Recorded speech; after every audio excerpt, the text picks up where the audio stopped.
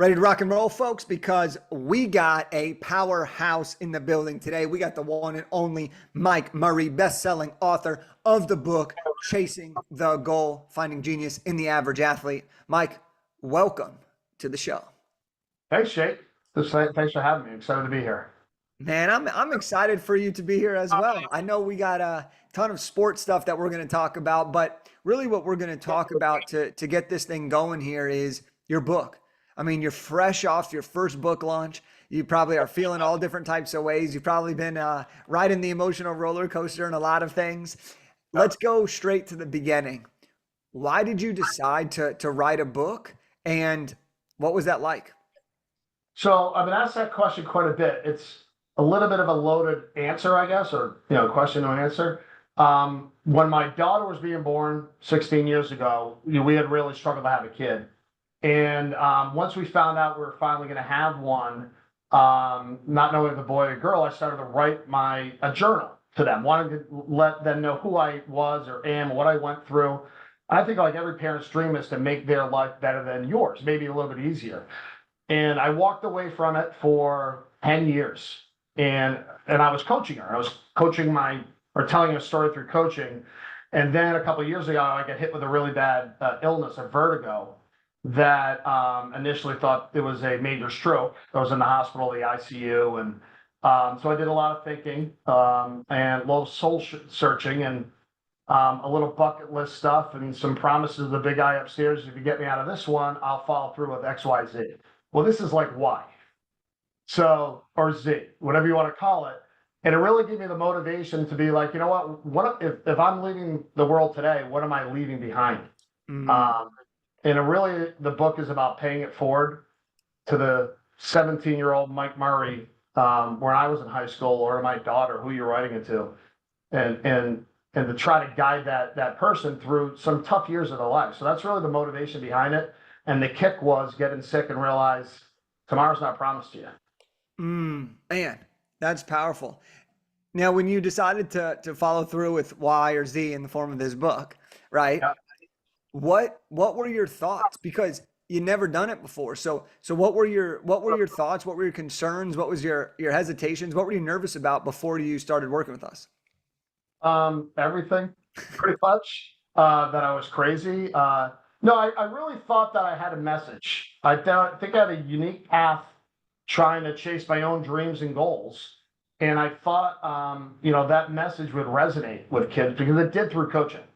So my hesitation, I'm not a writer, number one. I think you put me at ease with that right away, that in a lot of ways, you're not trying to be a writer, you're trying to be an author. And it's through storytelling that I learned as a kid and how I teach. So the problem, it was really overwhelming to think about writing a book, but I made a promise to myself that I'm going to follow through with something and again chase a new goal. And this is what I've ended up with. Yeah.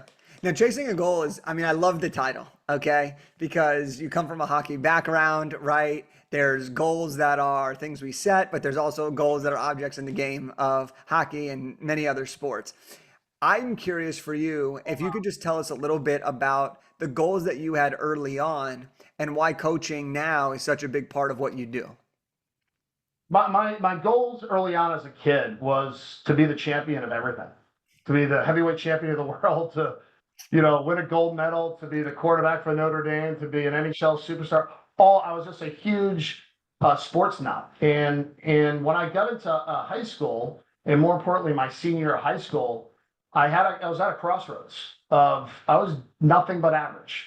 Much as I was excelling, it wasn't in the context of where I wanted to be. Was on a world class level. I was nowhere near that. So that's kind of my goals. When I got to the senior year of high school, I decided like I'm not going to live in regret of going after all my dreams. I can live with the disappointment.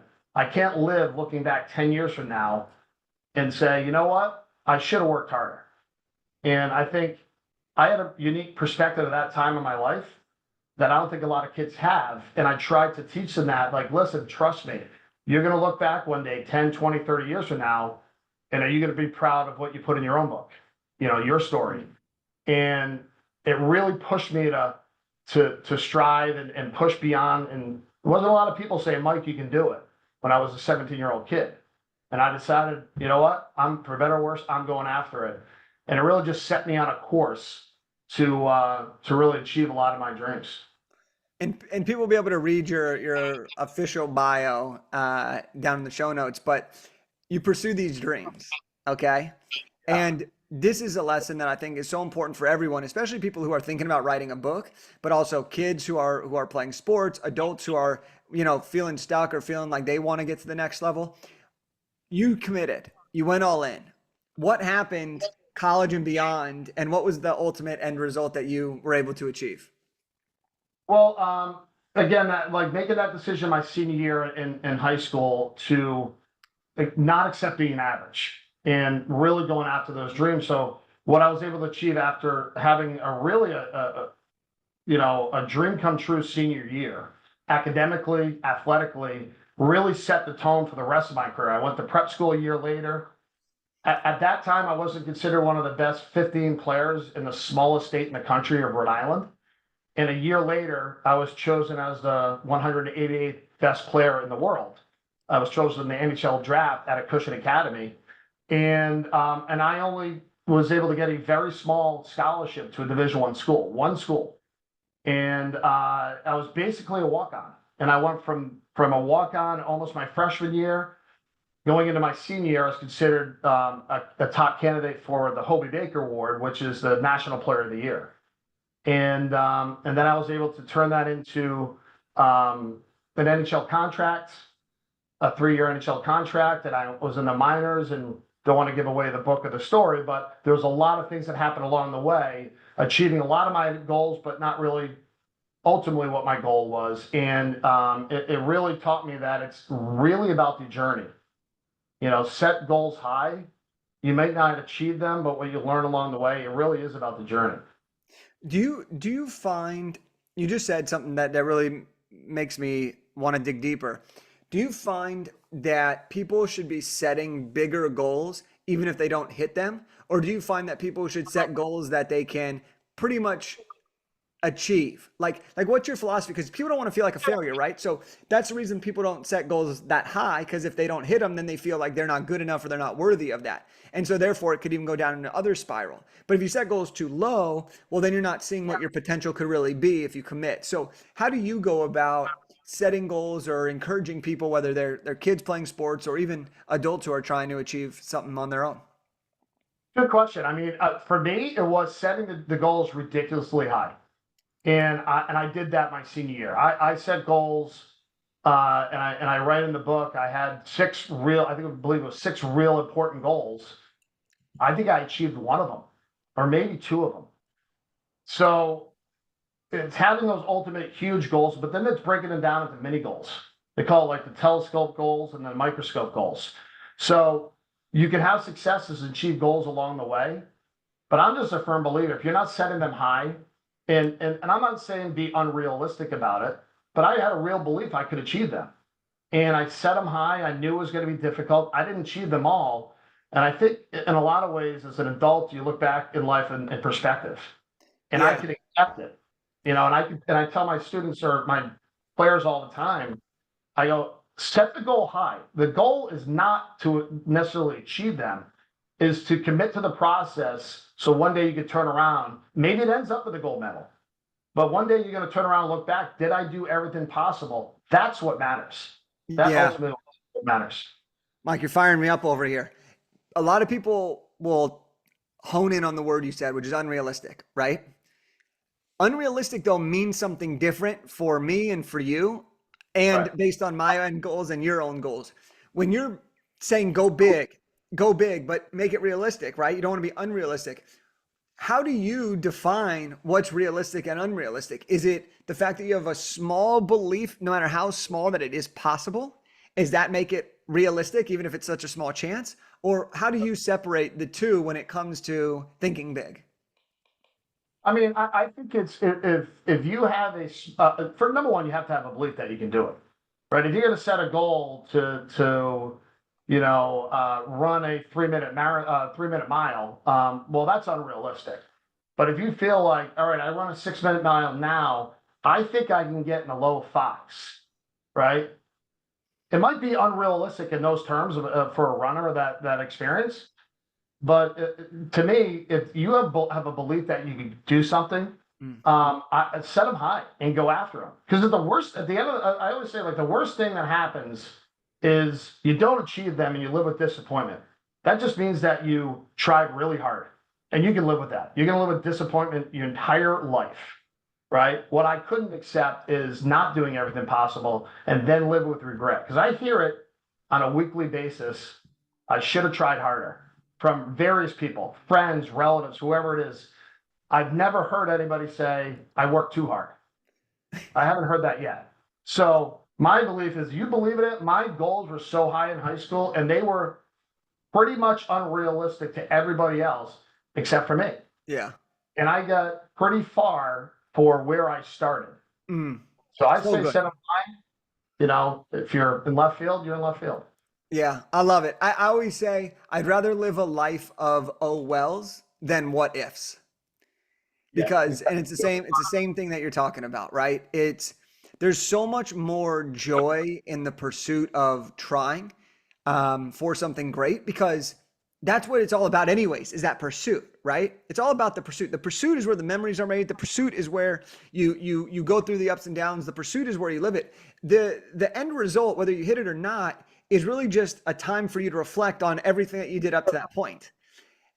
And most of the 100%. time when you hit the goal or when you don't hit the goal, that often then leads to a new goal, right? So goals are never going to change, but how the pursuit goes is what's going to make the experiences and the memories and everything. So I love what you're talking about. Mike, let's dig in a little bit deeper here to this, right? When we got the subtitle, right? You got the subtitle Finding Genius in the Average Athlete.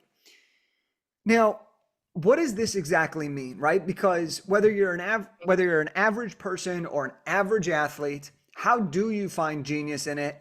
And well, let's start there. So it's a good question, because I thought that the subtitle would be a little bit thought provoking. And what is it? And I struggle with using the word genius because I don't want to come off as, genius cannot, sometimes not a great word, right?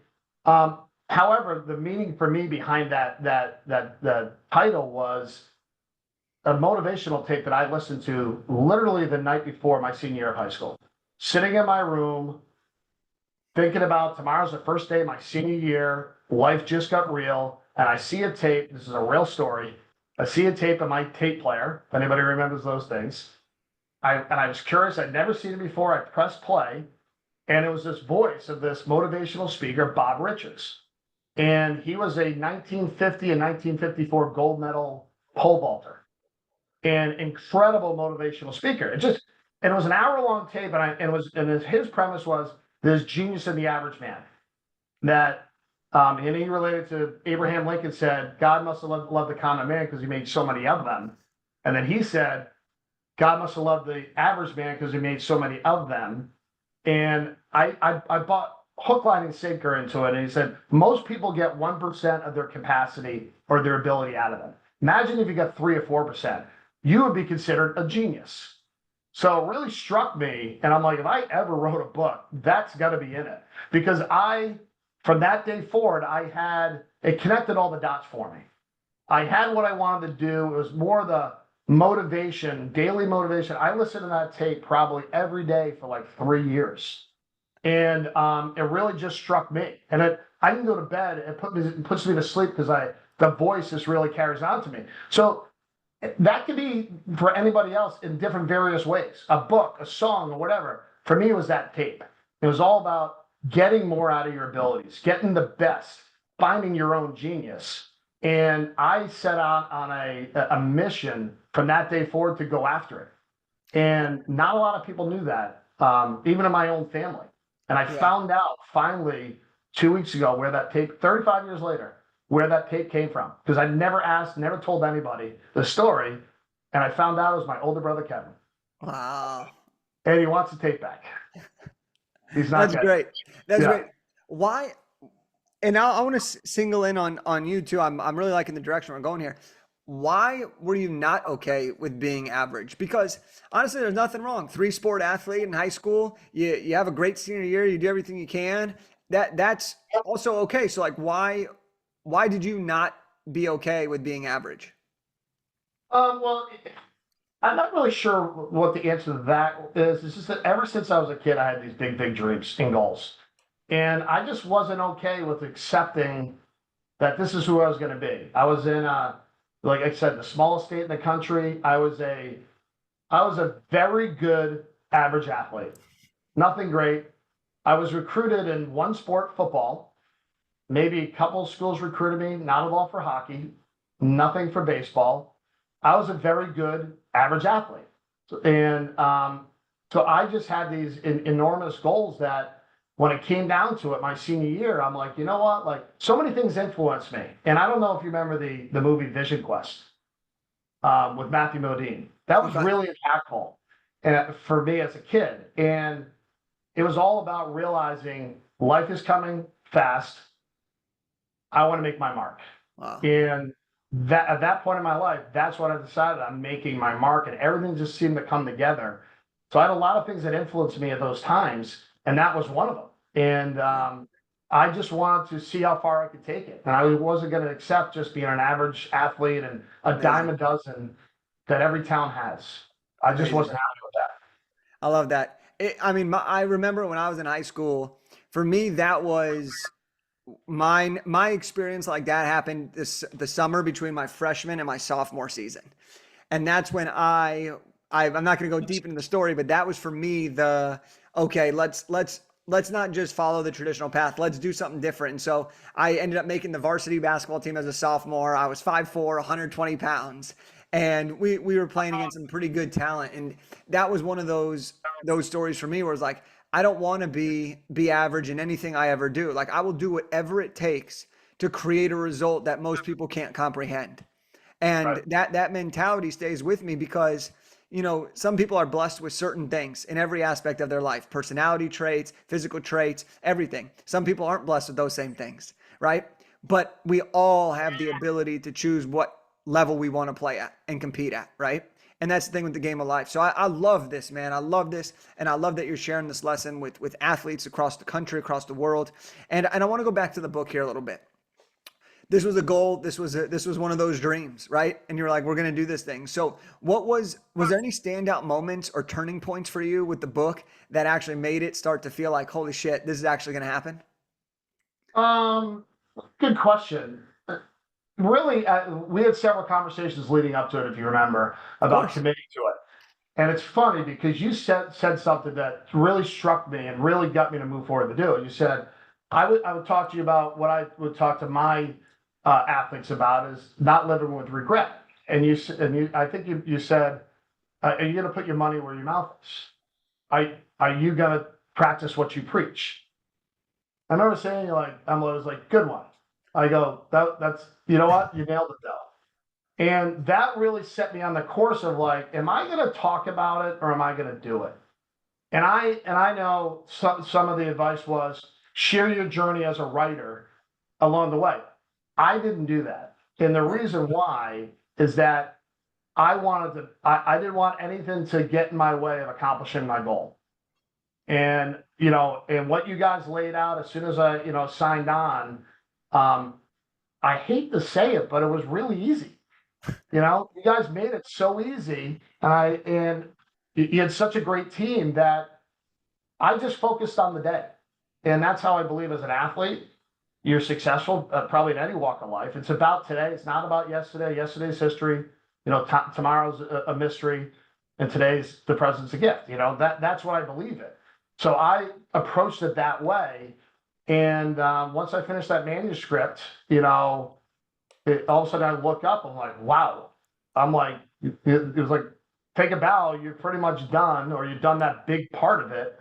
And then you guys really took over and just really made the process easy for me, who's not a writer by nature. Yeah. That's not what I generally excel at or thought I ever would. I believe I'm a storyteller, and you guys just helped me craft it into, I think, a really nice book that I'm really proud of. Yeah, that's amazing, man. Hearing you say that, and that's why we do what we do. So that's awesome. And I want to talk about your launch because I know that this was, especially because you didn't talk about it a ton leading up to it. And then you have this book. and you have this launch and you do a launch party. Talk to me. What was launch like? What were the emotions? What are some of the wins and feelings that you had during that period? Really overwhelming in a great way. I mean, I didn't really know what to expect. First time going through it. And oddly enough, I don't like being the center of attention in a lot of ways. And even though my chosen profession, you are the center of attention, but I like being known for what I do than rather what I say in a lot of ways. So I didn't know what to expect, but once I put it out there, I'm launching a book. The overwhelming response that I did receive from people coming out of the woodwork, like, and then you realize what a great network and my journey really created a web of people that I know, and for them to come out and support me, and I get a universal response to me that really caught me off guard that I really love now is that so many people like different walks of life say, "I'm really proud of you for what you did." I'm like, first time hearing it, I'm like, that's odd. That I didn't think I'd hear that, and now I hear it all the time. You know, so the launch was really like connecting me with old friends, old teammates, people I didn't know. It was a scary time in a lot of ways. Um, Stepping out of your shell, Of course. and I have this thing on my computer that says your greatest life is on the other side of your greatest fears. Mm. So it kept pushing me through to get outside of my comfort zone and connect with people through various networks, and really had a great response, and I think a really good launch. That's amazing. As somebody who coaches people, as someone who loves motivation, when you look back at this experience, what advice would you give to somebody who's considering writing a book? 100% jump in. Like, my whole thing is that tomorrow's not promised, is not promised to anybody. And if this is something you want to do, because I have numerous people have reached out to me like, "Oh my God, I can't believe you did this. I've always thought about doing it." And I said, it's all about action in my mind. If you have something that you really believe in, and you help me push me to get me there in a sense of like, you know, put your money where your mouth is. Like, make the move. You're not going to regret. It's going to be scary. They're nice. I didn't sleep. They're nice during the launch. I didn't sleep. You know, that's how I operate. But even though it's scary, I'm like, at the end of the day, the worst thing that happens is I impact one kid and make his life better. And I have something to leave behind for my daughter, for my grandchildren one day, my family. Um, it's a success for me. And that's what I would say. If it's ever on your mind to do it and you think you have a story, you believe in yourself, set the goal high and go after it. I love it. I love it. Let's chase the goal. Let's chase the goal. So, Mike, this has been awesome, by the way. How do we connect with you? How do we get the book? How do we continue to learn from your genius? Book is available on Amazon, Chasing the Goal by Michael Murray. You can follow me on Instagram. It's Muzzy, Muzzy 25 is my Instagram. Facebook, Michael Murray, also LinkedIn. Any of those sites you can connect with me, and look forward to you following me on my kind of journey, my chase of my new goals that I have. Amazing, amazing, and we'll link all that up so people just click the button down below and grab a copy of the book. And Mike, I want to thank you for trusting us to help you get through this process. I know that we talked several times before you pulled the trigger, and there were a lot of hesitations around just doing the thing, right? But as soon as you did it, man, you committed, you locked in, and you created something special. And I'm just really grateful for you trusting us in the process, and for you showing up today to deliver some absolute fire. I really appreciate it. Like I said, it was a fantastic experience. You guys made it easy for me. Really helped me lock in day to day, and all of a sudden I look up and I have a book, and it's that'll be there forever. So I couldn't have been happier, and I just appreciate all that you have done and your team has done. Couldn't speak higher of you guys. It just was a fantastic experience. And I appreciate that. So there you have it, folks. There's Mike Murray, author of the book, Chasing the Goal, Finding the Genius in the Average Athlete. Now, just like we do at the end of every guest episode here, we got to give you a challenge based on this interview. So my challenge for you as the listener today and maybe get a piece of paper out, maybe get a pen out for this one. But my challenge to you is this. What is the goal that you have that is so big it scares you? What is the goal that you know you want, but you're too scared to maybe even admit it? The one in your gut that's pulling you because you know you were meant for more. Write that down and then take the first action towards it. Could be as big or as small of an action, but I want you to take that first action. That's what we're all about today. We're finding genius in the average. We're creating the extraordinary. We are chasing the goal, folks. That's what I got for you today. Once again, thank you, Mike Murray in the house, and we'll link everything up. I'll talk to you guys next time.